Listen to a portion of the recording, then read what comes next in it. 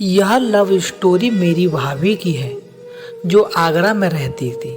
शादी के बाद जब मैं उनसे पहली बार मिला तभी घुल मिल गया। तब उन्होंने मुझे अपनी लव स्टोरी के बारे में बताया। मेरी भाभी का नाम रीना है। यह 2021 की बात है जब वह गांव में थी। घर पर 9 देवी पूजा हो रही थी। उस समय एक लड़का वहां आया और भाभी के जस्ट सामने बैठ गया और उन्हें देखने लगा। भाभी को पहले तो वो लड़का बहुत गलत लगा, फिर उसने भाभी को बहुत ज़्यादा देखना शुरू कर दिया। रीना भाभी को बहुत प्रॉब्लम होने लगी और उसे मन में बहुत अनाप शनाप बोलती थी। एक दिन जैसे ही वो भाभी के पास आया, भाभी ने एक जोर का थप्पड़ उसके गाल पर जड़ दिया। वो बहुत डर गया और उस लड़के ने भाभी को देखना बंद कर दिया। वो लड़का उन्हें अब परेशान नहीं कर रहा था। उसने उनकी गली में आना भी बंद कर दिया। तब भाभी को बहुत परेशानी होने लगी क्योंकि वो उस लड़के को परेशान करने की आदत हो गई थी।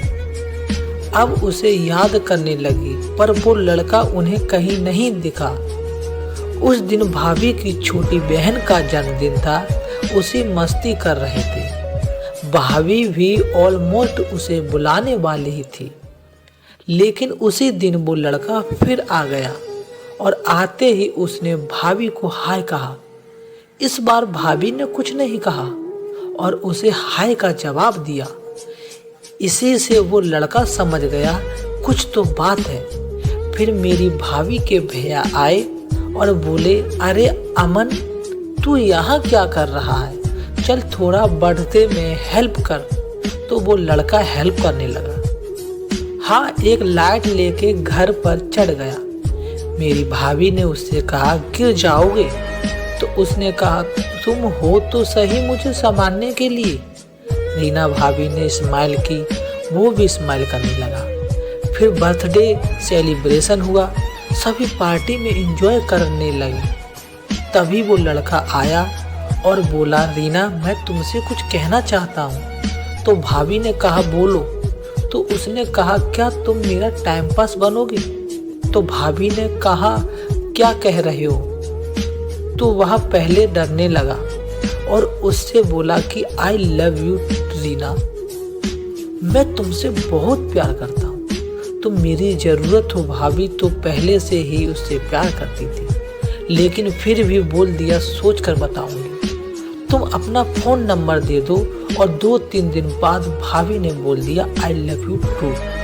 तो अमन और भाभी लव स्टोरी शुरू हो गई। 6 महीने बाद अमन की शादी तय हो गई और वो दोनों अलग हो गए। इसी गम में अमन ने अपने हाथ पर भाभी का नाम चाकू से लिख डाला और यह सुनते ही उस लड़के ने भी हाथ पर नाम लिख डाला।